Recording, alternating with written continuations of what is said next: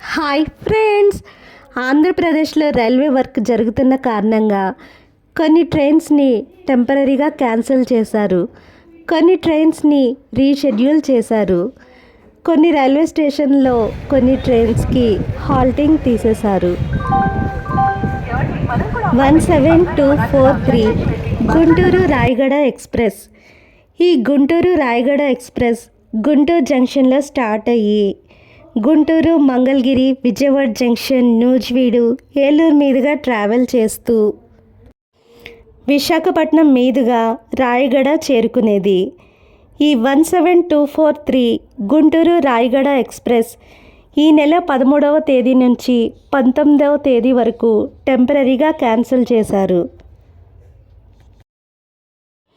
ఇక మరొక ట్రైన్ విశాఖపట్నం నుంచి గుంటూరు వరకు ట్రావెల్ చేసే 17240 సింహాద్రి ఎక్స్ప్రెస్ని ఈ నెల 14వ తేదీ నుంచి 20వ తేదీ వరకు టెంపరీగా క్యాన్సిల్ చేశారు.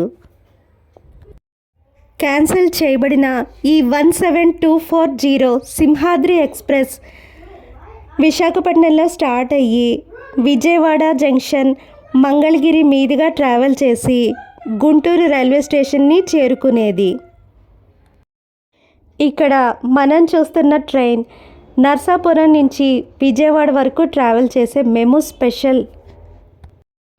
ఈ 07863 నర్సాపురం విజయవాడ మెము స్పెషల్ అయితే నర్సాపురంలో స్టార్ట్ అయ్యి నర్సాపురం, పాల్కొల్లు, వీరవాసరం, భీమవరం జంక్షన్, ఆకివీడు, కైకలూరు మీదుగా ట్రావెల్ చేసి డెస్టినేషన్ విజయవాడను చేరుకునేది.